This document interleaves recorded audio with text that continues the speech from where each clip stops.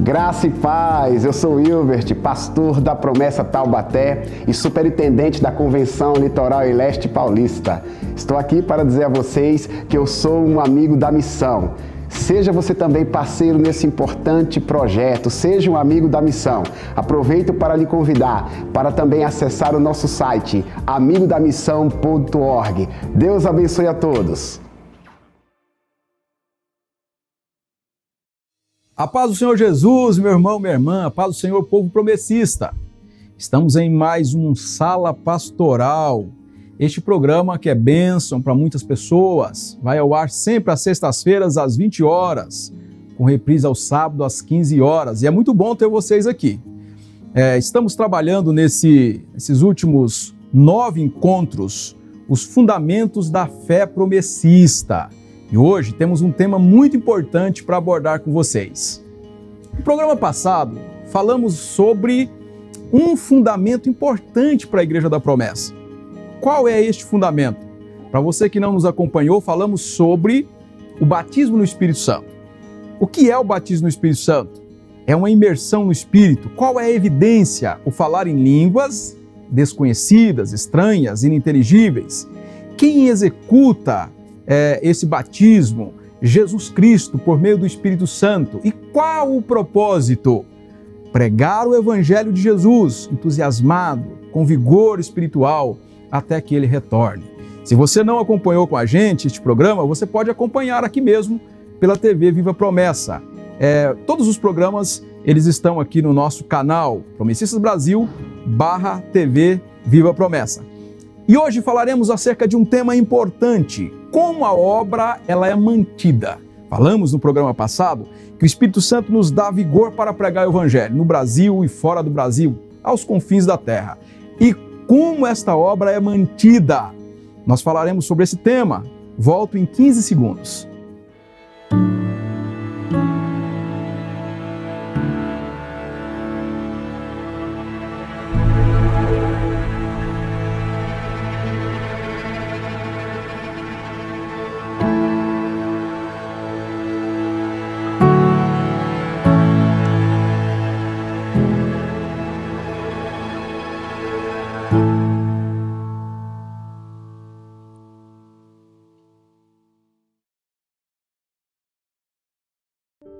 Hoje falaremos sobre a manutenção da obra missionária, da obra de Deus. Como essa obra vigorosa, ela acontece no município, no estado, no país, no condado, enfim, no continente, nos confins da terra. Este é o tema que nós falaremos hoje. E eu gostaria de fazer 2 destaques antes de entrarmos propriamente dito no tema com os textos bíblicos. No dia 15 de setembro de 1871, na companhia de Charles e Mary, numa escola sabatina, um sábado de manhã, uma escola bíblica, houve a necessidade de enviar um missionário além-mar. Os primeiros adventistas, ainda ali um grupo incipiente, talvez uns 20, 30 anos de constituição da igreja, aqueles irmãos entenderam que John Eves Andrews deveria ser o missionário para plantar a igreja adventista no continente europeu. John Andrews, ele tinha perdido a sua esposa 6 meses antes. Então ele não teve dúvidas. Quando aquele grupo de irmãos aqueles irmãos indicaram Andrews como missionário além-mar, ele pegou seus filhos e foi para a Suíça, Basileia. E ali ele começou a obra missionária da Igreja Adventista no continente europeu. Sabe o que os irmãos fizeram naquele dia, naquele sábado de manhã? Eles levantaram uma oferta, a oferta da escola bíblica. E eles chamaram aquela oferta de oferta missionária. Sabe por que até hoje a oferta da escola bíblica nós destinamos para a obra missionária? Por conta deste episódio importante, lá do século XIX. No dia 24 de janeiro de 1932, Jesus batizou João Augusto da Silveira no Espírito Santo. de 25 de janeiro até 1 de fevereiro, o pastor João Augusto da Silveira saiu anunciando aquele grande acontecimento. Ele passou 8 dias fora. Do dia 12 de outubro de 1933, João Augusto da Silveira sai de Pernambuco e vem para Santos, em São Paulo. Dia 20 de outubro ele chega ao estado de São Paulo. E aqui ele começa a pregação do Evangelho conforme a crença, a defesa da Igreja Adventista da Promessa. Em 31 de outubro de 1933, ou seja, no dia da Reforma Protestante, João Augusto da Silveira viaja para Vila Sales e fica 12 dias pregando o Evangelho nessa localidade. No dia 4 de fevereiro de 1934, João Augusto da Silveira chega a Marília e nas cidades vizinhas, onde ele prega o Evangelho. Já em 1936, a Igreja Adventista da Promessa já estava organizada, com estatuto inclusive. João Augusto da Silveira realiza o primeiro batismo em terras paranaenses. 24 pessoas foram batizadas. Por que eu conto essas duas histórias? Porque João Augusto da Silveira só saiu de Paulista, em Pernambuco, ali logo depois do grande evento 24 de janeiro, porque aqueles irmãos promessistas, aqueles primeiros adventistas da promessa, eles entenderam que a obra é mantida com as ofertas e com os dízimos. Tanto John Neve Andrews chega a Basileia, na Suíça, porque os primeiros adventistas do sétimo dia ofertaram. Assim como João Augusto da Silveira chega ao estado de São Paulo e os demais estados já no final da década de 30, porque os irmãos da promessa também ofertaram e dizimaram. Dízimos e ofertas são a manutenção da obra missionária no mundo. Nós da Igreja Adventista da Promessa cremos, irmãos, que Deus tem um plano de expansão da igreja. Nós cremos nisso. Nós cremos. A igreja existe para proclamar o Evangelho. Nós também cremos que o Espírito Santo vem com poder sobre aqueles primeiros adventistas da promessa, para que esse vigor espiritual para pregar o Evangelho. E como a obra é sustentada? A obra é sustentada por irmãos e irmãs, por servos e servas. Você não encontra na Bíblia Jesus Cristo, os apóstolos, orientando os governantes a manterem a obra missionária. Pelo contrário, os governantes sempre foram hostis à obra missionária. Eles sempre protestaram, eles sempre perseguiram, eles sempre levaram apóstolos para os cárceres. Não só na era apostólica. Os países, a cortina de ferro, a cortina de bambu, né, as perseguições ao redor da terra, todos esses governos, eles consideram a igreja proscrita.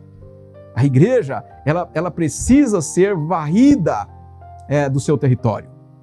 Jesus não manda governantes sustentar a obra.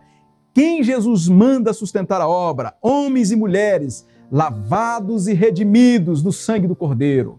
Pessoas que já foram encontradas no Calvário. Eu e você, a minha família, a tua família, o povo adventista da promessa. Se você é de uma outra denominação, então vocês devem também sustentar a obra missionária. Agora eu estou falando para os promessistas. Quem deve manter a obra missionária? Nós, pastores, missionários, missionárias, obreiros, obreiras, diáconos, presbíteros, jovens, adolescentes. Você menino, menina, que tem o primeiro emprego, você também é chamado por Deus para sustentar a obra missionária. Bom, e como nós sustentamos a obra missionária? Já falei, com os dízimos e com as ofertas. E o que a Bíblia fala sobre a contribuição? Eu gostaria então de analisarmos aqui, olha, a Bíblia. Sempre digo a vocês que a promessa é a igreja da palavra e a igreja do poder, ou seja, nós cremos em toda a Bíblia, Antigo Testamento e Novo Testamento. Sabe por quê? Sabe por que eu falo? Porque tem gente que vai dizer assim, olha, Mas o pastor, olha, especialmente quem não é da Igreja da Promessa, né? O pastor está usando textos do Antigo Testamento. Eu já disse em outros programas aqui, Fundamentos da Fé Promessista, que nós cremos na inspiração plenária da Bíblia. Para nós, Gênesis 1:1 é Bíblia, é inspiração de Deus. Assim como Apocalipse, Gênesis, Apocalipse. Então, para nós, tudo é inspirado por Deus. Então, não há problema se nós usarmos Gênesis, se nós usarmos Levítico, se nós usarmos Isaías, se nós usarmos Mateus. Nós usamos a Bíblia, porque quem não usa a Bíblia toda é um grupo sectário, herético, chamado Grupo de Marcião, da região de Pontos. Em 150 depois de Cristo, esse pessoal bateu pesado no Antigo Testamento. Esse pessoal diz assim, olha, só as cartas de Paulo e o Evangelho de Lucas são inspirados por Deus, o restante não serve. Mas aí, ao olhar para a Bíblia, nós vemos Paulo dizendo assim, toda a Escritura é inspirada por Deus e ela é útil para o nosso ensino. Então vamos para a Bíblia? Vamos agora para a Bíblia. Eu gostaria de destacar aqui, olha, Gênesis capítulo 14. Gênesis capítulo 14, nós temos aqui a partir do verso 18. Gênesis 14, verso 18 ao 20, diz assim. Então Melquisedeque, rei de Salém, sacerdote do Deus Altíssimo, trouxe pão e vinho e abençoou Abraão, dizendo, bendito seja Abraão pelo Deus Altíssimo, Criador dos céus e da terra, e bendito seja o Deus Altíssimo que entregou seus inimigos em suas mãos. E Abraão lhe deu o dízimo de tudo. Então nós temos aqui, antes do decálogo, né? Êxodo 20, nós temos aqui uma experiência onde Abraão, ele devolve o dízimo. E a nossa compreensão é que Abraão era um dizimista, não somente um dizimista pontual, mas ele devolveu o dízimo e ensinou a seus filhos. Por quê? Mais tarde, se você checar aqui, olha, Gênesis 28, verso 22. Nós temos aqui Jacó também praticando dízimo. Então, Abraão, ele dizimou. Nós deduzimos que Isaac foi dizimista. Por quê? Porque o neto de Abraão é dizimista. Olha aqui, ó. E esta pedra que hoje coloquei como coluna servirá de santuário de Deus. E de tudo o que me deres, certamente darei o dízimo. Jacó está naquela fuga, não é? Do irmão de Esaú. E ele então faz um voto que ele vai devolver o dízimo, mas ele tinha a ciência do dízimo. Então, Abraão é dizimista, os patriarcas, eles são dizimistas. Nós ainda encontramos no Antigo Testamento, quando as 12 tribos unidas, né? Nós temos 12 tribos do Reino Unido de Israel, as terras são distribuídas como herança. Nós temos aqui um texto bíblico que ele indica que uma tribo não teria herança e teria uma causa específica, né? Deus coloca como uma causa específica. Veja, por exemplo, Números 18, verso 21. Número 18, verso 21. Vai dizer assim, olha: dou aos levitas todos os dízimos em Israel como retribuição pelos trabalhos que fazem ao servirem na tenda do encontro. Ou seja, das 12 tribos, 11 receberam herança. Uma não recebeu porção ou herança na terra. Logo, ela não executaria o trabalho na agricultura. E como essa tribo seria sustentada? Ela seria sustentada pelo dízimo. Então aqui nós temos a instituição do dízimo. E dízimo, como a própria palavra já diz, é a 10ª parte. Dízimo são 10%. Vamos pegar aqui um número fechado, por exemplo. De R$100, 10% seriam R$10. Então o dízimo de R$100 são R$10. O dízimo de 100 ovelhas são 10 ovelhas. Então, naquela época agrícola, naquela época ali do Antigo Testamento, especialmente quando o pessoal está habitando a terra de Canaã, constituindo ali o seu Reino Unido, a tribo específica, a tribo de Levi, ela seria sustentada pelos dízimos. Foi a forma em que Deus colocou para o povo de Israel para sustentar a obra dele no Antigo Testamento e mais tarde a obra missionária no Novo Testamento. Sem parte nessa terra conquistada, os levitas precisariam ter a garantia do sustento. E de alguma forma Deus faz isso. Então, há uma decisão de Deus. Ainda, Deuteronômio 12, um pouquinho para frente, Deuteronômio 12, nós temos o verso 11. Deuteronômio 12, verso 11. Então, para o lugar que o Senhor, o seu Deus, escolher como habitação do seu nome, vocês levarão tudo que eu lhes ordenar, holocaustos e sacrifícios, dízimos e dádivas especiais, e tudo que tiverem prometido em voto ao Senhor. Então nós já temos aqui, olha, a tribo de Levi cuidando especialmente da questão religiosa do povo, oferecendo os sacrifícios, cuidando da vida espiritual do povo e sendo então sustentada, não é? A tribo sustentada pelos dízimos, tá? Pelos dízimos. Então, Deus, ele encontra uma forma e ensina o povo de Israel que essa seria a forma para sustento da obra no Antigo Testamento ou da vida espiritual do povo no Antigo Testamento, o sustento do templo, sacerdotes e levitas. Eles seriam sustentados, então, pelos dízimos. É isso que nós encontramos no Antigo Testamento, a constituição do dízimo como uma ordem, como um mandamento, como um imperativo do próprio Deus. Então, quem constitui esta forma de sustento da obra? É o próprio Deus. Bom, se no Antigo Testamento os dízimos elas tiveram como finalidade sustentar sacerdotes e levitas, no Novo Testamento, será que nós mudamos no Novo Testamento? Será que Jesus aboliu? Será que Jesus encontrou uma outra forma para manter a obra missionária? Tem um texto aqui que eu gostaria que nós passássemos por ele, que é Lucas 10, verso 7. Lucas 10, verso 7. Diz assim, olha: fiquem naquela casa, comam e bebam o que lhes derem, pois o trabalhador merece o seu salário. Bom, se os levitas não têm um trabalho servil, um trabalho remunerado, como eles poderiam ter o salário? O princípio que Jesus usa no Novo Testamento é o mesmo princípio do Antigo Testamento.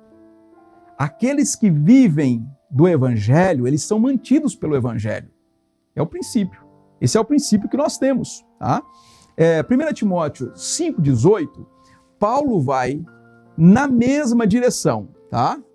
Olha, pois a Escritura diz: não amordace o boi enquanto está debulhando o cereal, e o trabalhador merece o seu salário.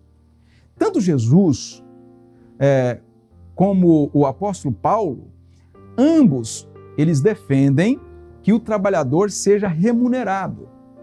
E como esses trabalhadores serão remunerados? Por contribuições, dízimos e ofertas. Daqui a pouco a gente fala sobre as ofertas. Tá? Veja ainda, 1 Coríntios 9, Paulo continua instruindo as igrejas, 9:14. Paulo vai dizer o seguinte: da mesma forma, o Senhor ordenou àqueles que pregam o Evangelho, que vivam do Evangelho.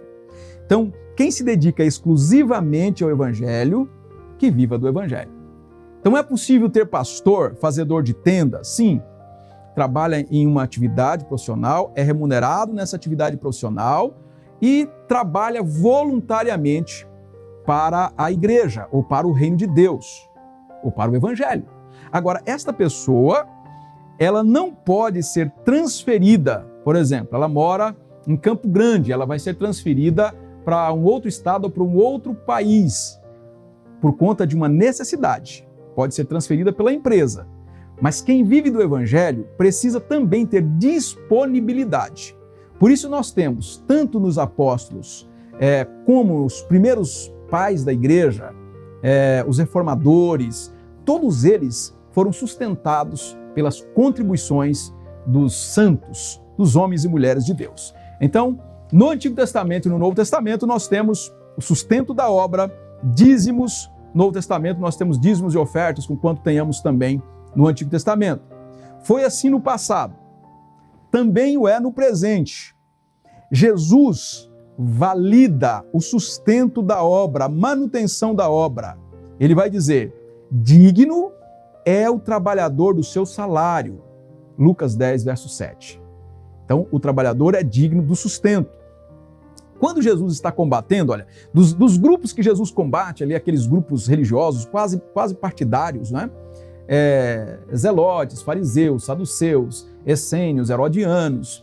Jesus combate os fariseus, porque os fariseus eram a expressão mais clara da religião, mas aquela religião fria, aquela religião que se tornou um monumento.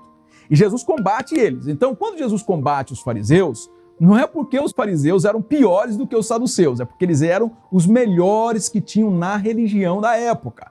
Jesus combate para que eles tenham uma experiência real com Deus e não uma religião com base na tradição, no monumento, né? Para Jesus a religião é um movimento, não é um monumento. Mas ao combater esses fariseus, Mateus 23, 23. Mateus 23, 23, quando Jesus combate esses fariseus, vejam aqui, meu irmão, minha irmã, que ao combater, ele vai usar aqui o exemplo do dízimo. Olha, ai de vocês, mestres da lei, fariseus hipócritas, vocês dão o dízimo da hortelã, do endro e do cominho, mas têm negligenciado os preceitos mais importantes da lei, que é a justiça, a misericórdia e a fidelidade.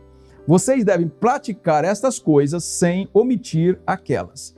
Se Jesus tivesse abolido, suplantado a ordem lá do Antigo Testamento, quando Deus dá expressamente uma ordem para que a tribo de Levi fosse sustentada com a contribuição das 11 tribos, ou seja, com os dízimos. Se Jesus tivesse anulado tudo isso, ele não usaria um exemplo, não usaria. Ele usaria outro exemplo, mas está dizendo assim, olha, vocês estão dizimando, vocês devem fazer isso. O dízimo desses produtos aqui, agrícolas, vocês precisam continuar dizimando, mas vocês precisam exercer a misericórdia, ou seja, façam isto mais isto.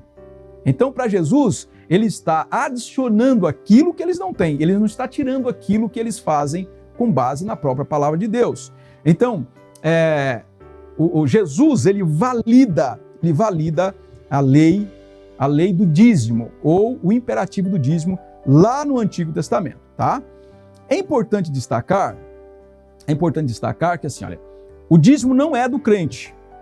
Assim como o sábado é do Senhor, lembram da nossa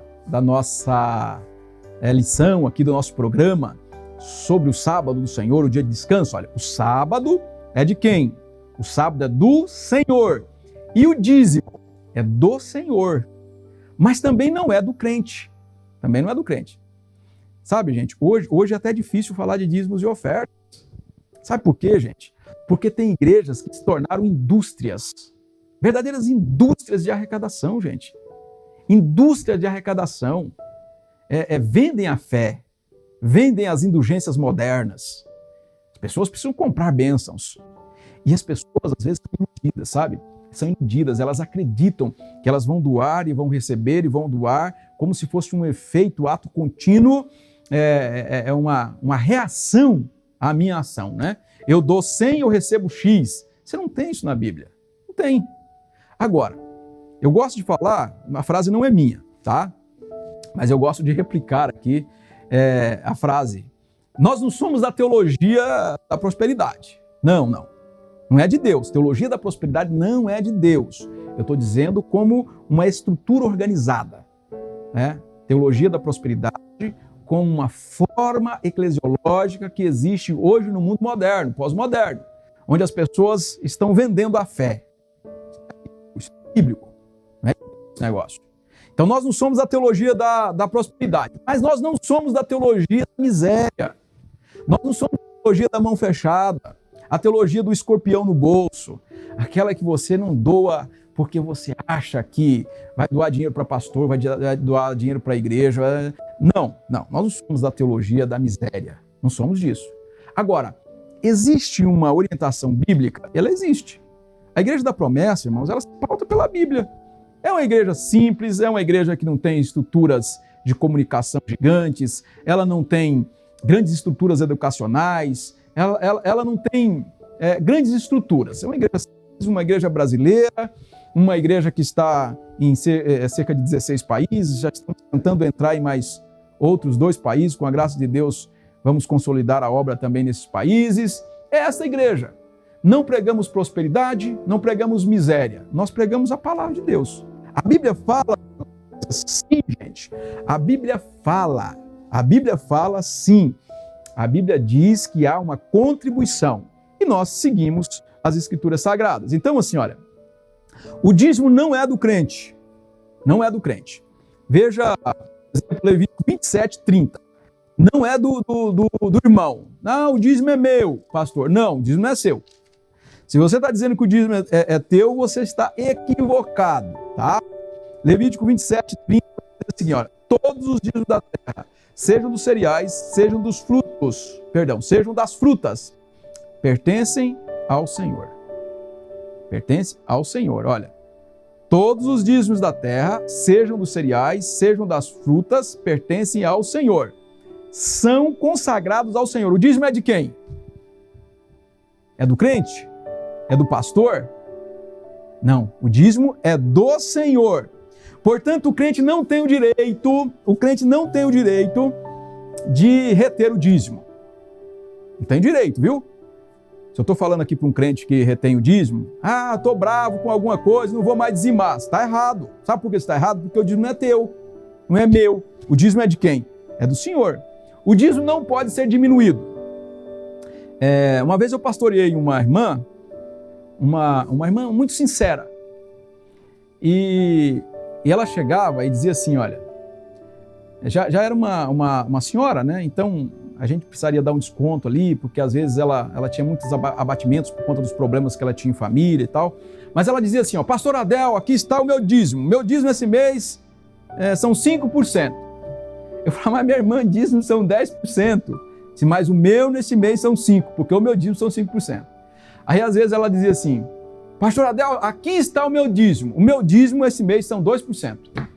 E por vezes ela até dizia, meu dízimo são 20% esse mês. Olha, nós não temos direito de colocar uma alíquota diferente, percentual diferente. Dízimo são 10%.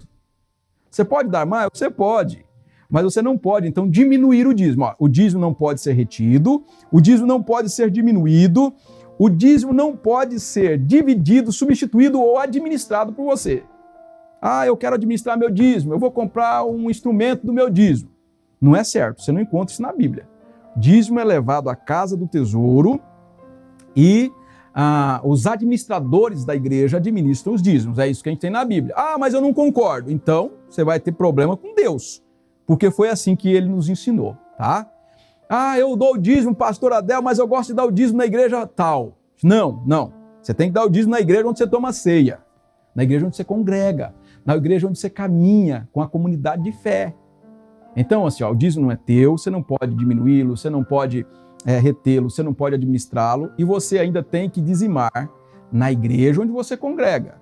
Circunstancialmente, você pode dar o dízimo numa outra igreja adventista da promessa, enfim. De repente você está numa transição, de repente você não mora no Brasil e não tem uma igreja onde você está residindo, ou mora numa cidade onde não tem igreja adventista da promessa. Enfim, são questões muito mais pontuais. O dízimo, ele é do Senhor, deve ser entregue na igreja, para que o tesoureiro, na nossa igreja, o tesoureiro é que consolida o dízimo, os tesoureiros, né, geralmente são 2, 3, consolida o dízimo, deposita numa conta, a partir daqui que os pastores fazem administração. E administração tem prestação de contas, geralmente todos os anos precisamos aprovar as prestações de contas, Conselho Local, Conselho Regional, ou Junta Regional, Junta Geral, Assembleia Geral e a Receita Federal Brasileira, a Receita Federal Argentina, Paraguai, Chile, enfim, onde nós temos convenções gerais, a Receita Federal desses países, ou o órgão responsável o controle financeiro no país, também valida então a administração da igreja. É um negócio muito sério, tá? Bom, mas do ponto de vista bíblico nós temos aqui, olha, o dízimo é uma ordenança de Deus, né, uma ordem de Deus, é um imperativo, nós precisamos trazer o dízimo à casa do tesouro para que haja mantimento na casa do Senhor. Traga o dízimo para que haja mantimento da obra do Senhor. Bom, nós temos o dízimo são 10%, as ofertas, elas são voluntárias, que também nós temos na Bíblia as ofertas, tá? Uma outra maneira de nós honrarmos a Deus e mantermos a obra é por meio de ofertas. Ofertas que nós chamamos na igreja de ofertas voluntárias. Nós temos ofertas para construção, nós temos ofertas específicas aqui, olha, para os amigos da missão, né? Amigos da missão. Se eu não falo aqui, depois o Felipe fala, pastor Adel, você não falou dos amigos da missão. Então estou falando aqui, olha, você precisa ofertar também, se puder, tá bom, irmãos? Não vai ficar sem comprar caixinha de leite para as crianças por causa da oferta aqui dos amigos da missão. Mas se você tem condições, você pode ofertar voluntariamente para os amigos da missão, tá bom? amigosdamissão.org, ou pode fazer uma oferta pontual, ou pode ofertar todos os meses, tá bom? No nosso livro doutrinal, eu acabei destacando aqui o que o nosso livro ele menciona. Eu sempre destaco, eu sempre faço essa observação, que o doutrinal não é um livro de uma pessoa, de duas pessoas, é de um conjunto de escritores da igreja.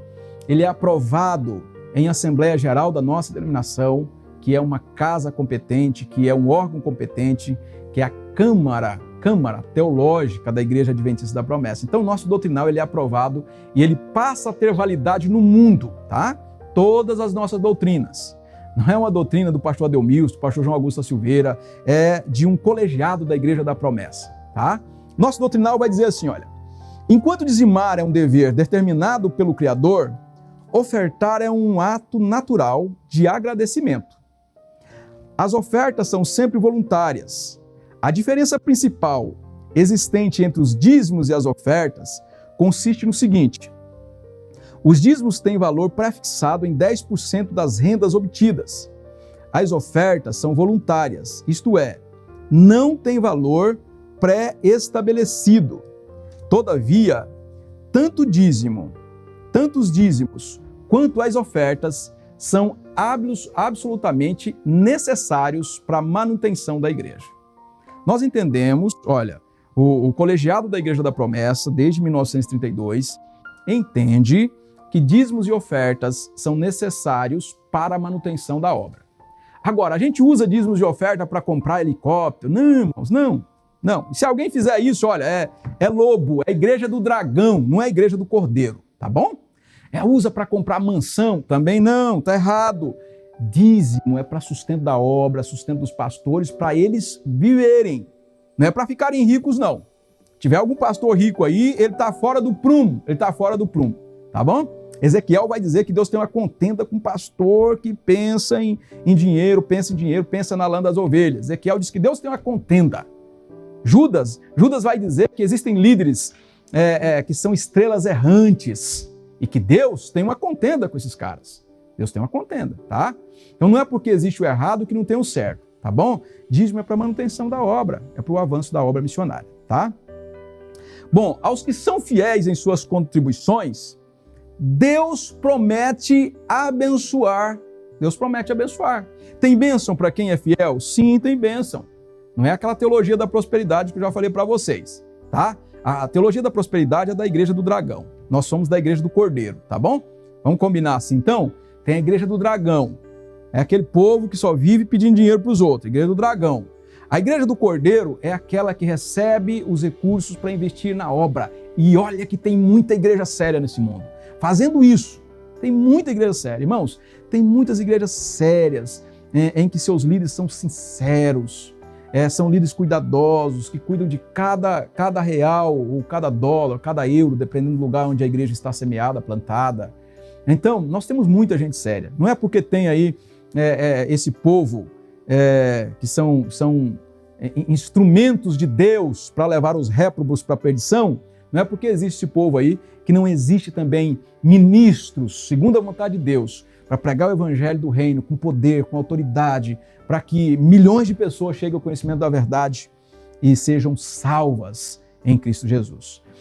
Em Lucas 21, mais um texto aqui, olha, Lucas 21, do verso 1 até o verso 4, nós temos aqui um texto que eu gostaria de ler para vocês, tá? Lucas 21, dos versos 1 ao 4. Diz assim, olha: Jesus olhou e viu os ricos colocando suas contribuições nas caixas de ofertas. Viu também uma viúva pobre colocar 2 pequenas moedas de cobre. E disse: afirmo-lhes que esta viúva pobre colocou mais do que todos os outros. Todos esses deram do que lhes sobrava, mas ela, da sua pobreza, deu tudo o que possuía para viver. Jesus está dizendo que não importa se são milhões ou real.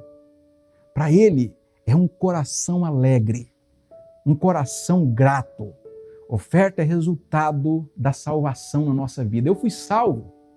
O meu filho não é meu, minha esposa não é minha, meu carro, minha casa, enfim, o que eu possuo não é meu, é dele. E o meu dinheiro? É dele, tudo é dele. Então, tudo é dele. E, apesar de ser tudo dele, eu presenteio com a oferta. A oferta é um presente de gratidão. É mais ou menos assim, olha. Você é um filho de Deus. Imagine que o teu pai te dá uma mesada. Dá uma mesada de R$50 por mês. Então, teu pai dá R$50 por mês.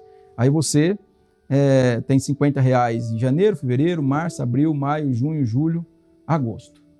Então, você tem 8 meses de uma mesada de R$50, R$400. No Dia dos Pais, você tirou R$100 daqueles 400 e comprou um presente para o teu pai. Tudo é dele. Os R$400 eram do teu pai, correto? O teu pai te deu porque ele é bom. Ele te deu os R$400. Só que você entendeu que o teu pai é bom, é misericordioso, que tudo é dele, mesmo tudo sendo dele. Ele te deu R$400.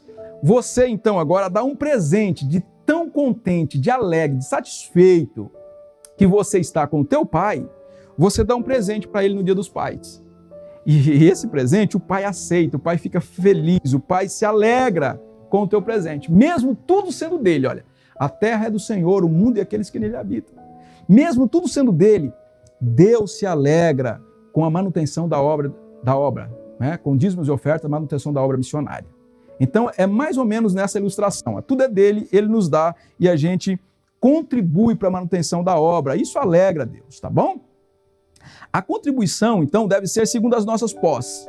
Você não deve se endividar, pegar empréstimo no banco para dar oferta, financiamento. Não. Você tem salário, você dá o dízimo e dá a oferta. De acordo com as suas posses. Quem tem mais, ajuda mais. Quem tem menos, ajuda menos. E Paulo vai dizer isso segundo aos Coríntios, né? Segundo aos Coríntios 8, verso 11. Segundo aos Coríntios 8, verso 11.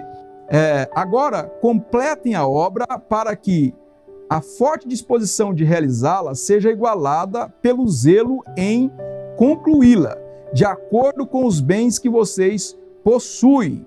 Porque se há prontidão e contribuição, a contribuição é aceitável de acordo com aquilo que alguém tem e não de acordo com aquilo que não tem. Paulo vai dizer que a contribuição ela deve ser feita de acordo com as nossas posses, de acordo com aquilo que nós temos, não de acordo com aquilo que nós não temos.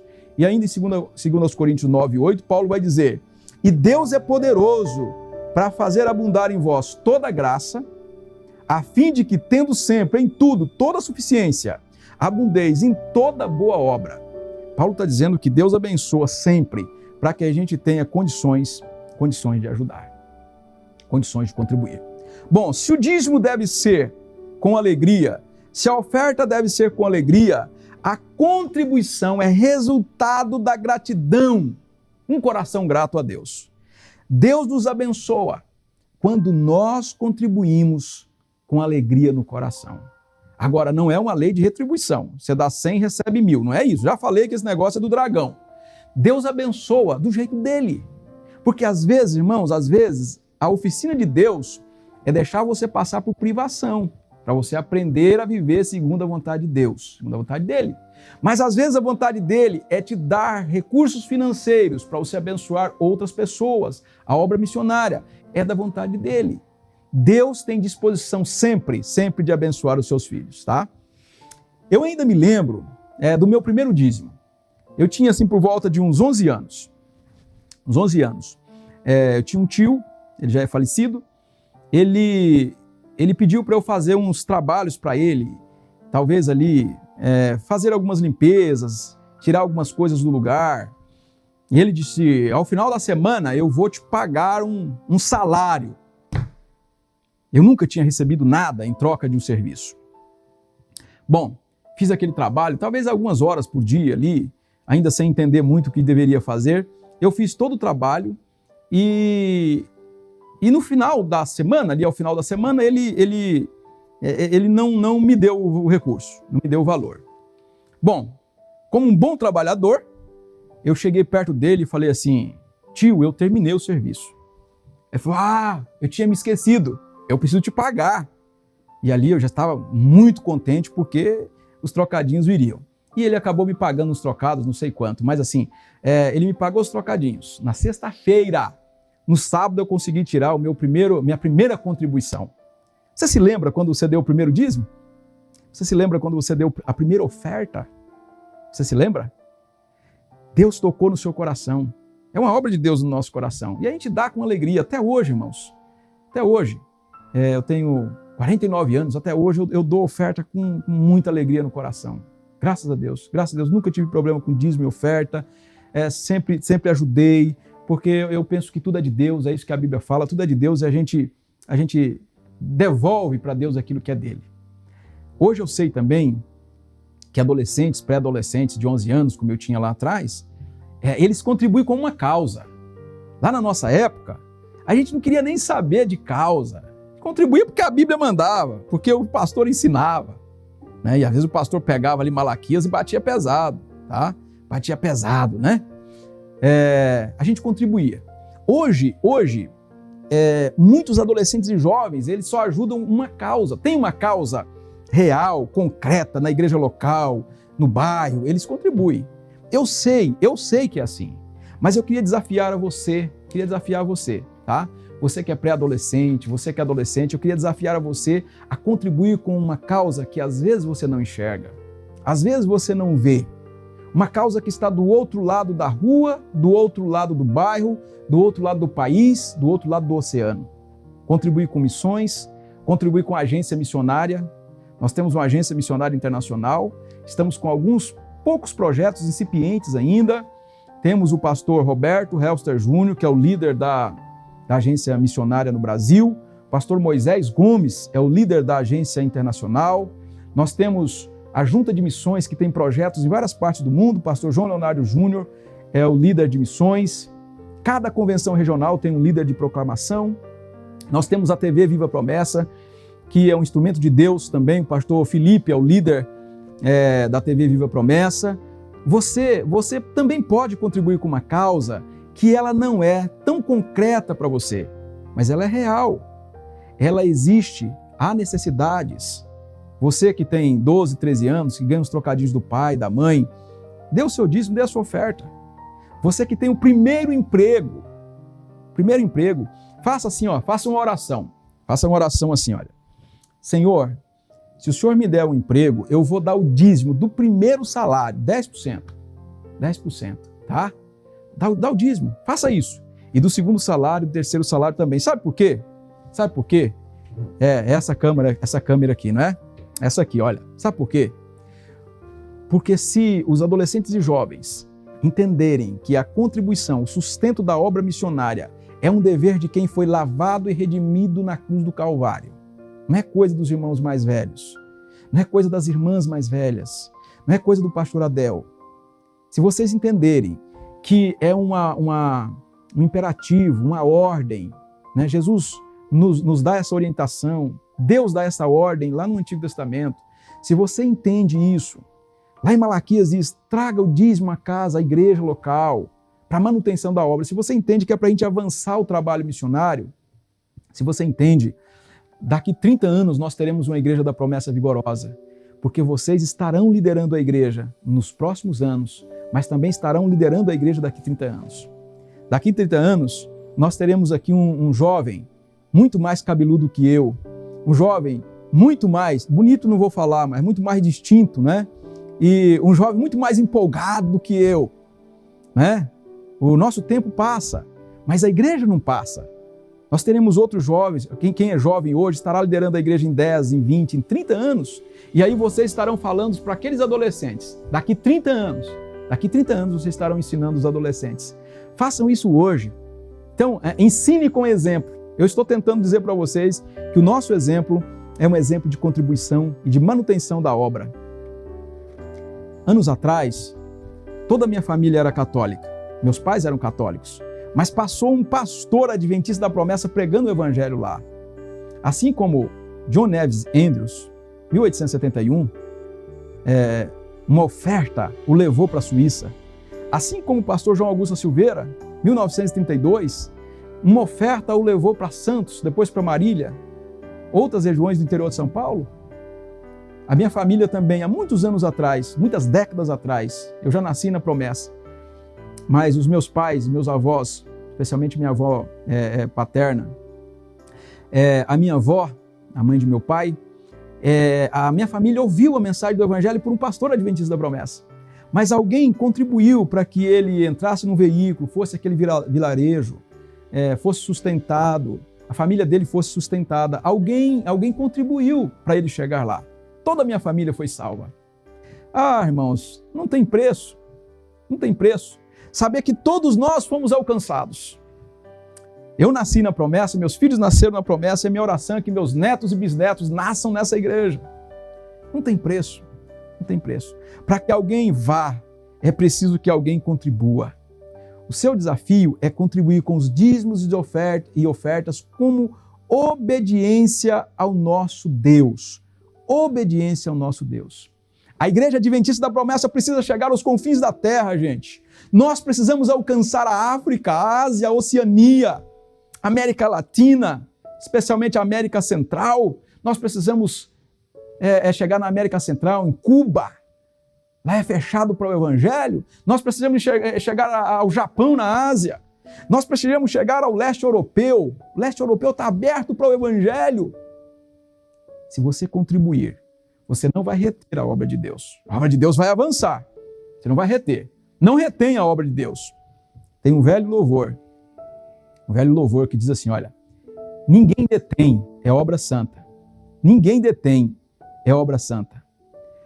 Nem Satã, nem o mundo todo pode apagar este ardor. Ninguém detém, é obra santa. Esta causa é do Senhor. Eu creio que a igreja vai chegar aos confins da terra, pelo poder do Espírito que está em nós, impelindo-nos a chegar aos confins da terra, mas pela contribuição dos meninos, meninas, irmãos, irmãs, anciãos, anciãs, que estão aqui, contribuindo, orando e indo também ao campo missionário. Ninguém vai reter ou deter esta obra. Ela chegará aos confins da terra. Gostaria de orar com você. Pai de amor e de misericórdia, eu oro agora em nome de Jesus. Oro, meu Deus, pelos adolescentes, jovens, meninos e meninas. Alguns estão começando a trabalhar. Eu peço que o Senhor desperte no coração o desejo, a visão missionária. Assim como o Senhor despertou Zinzendorf, assim como o Senhor despertou tantos outros moravianos. Desperte os adolescentes da promessa para a contribuição missionária, para o sustento da obra, para os dízimos e as ofertas. O Senhor tem nos dado recursos para sustentar a TV Viva Promessa. Continue sustentando essa igreja e ajude-nos, ó Deus, a pregar o evangelho, a proclamar. Destrava, meu Deus, os lábios para que possamos pregar o Evangelho, pregar no poder do Teu Espírito, até o retorno de Jesus Cristo. Ó Deus Pai, até o retorno do Teu Filho, ajude essa igreja a pregar o Evangelho. E que este tema seja hoje também um canal de bênção e de motivação e de estímulo para que aqueles que não são dizimistas e ofertantes, que possam dizimar e ofertar, para que esta obra chegue muito mais longe ainda para a glória do Senhor. Amém, amém. Meu irmão, minha irmã, obreiros, obreiras, missionários e missionárias, estamos chegando ao final do Sala Pastoral. Este programa é sustentado pelos amigos da missão. Este programa é sustentado por muita gente que ora, contribui, muita gente que está na torcida, que envia palavra de ânimo para a nossa equipe toda, tá? Ore por esta obra, para que esta TV tenha sua expansão para a glória de Deus. No próximo encontro, será o final do Sala Pastoral na nossa primeira edição, tá?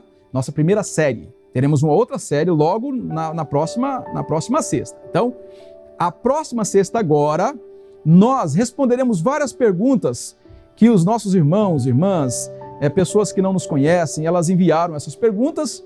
Nosso pessoal selecionou as perguntas e a gente vai tentar responder aqui nesses 35 minutos, que eu acabo estourando e falando 1 hora, né? A gente vai tentar responder aqui na próxima sexta-feira, tá bom? E a próxima sexta-feira, então, é o final desta série, Fundamentos da Fé Promessista.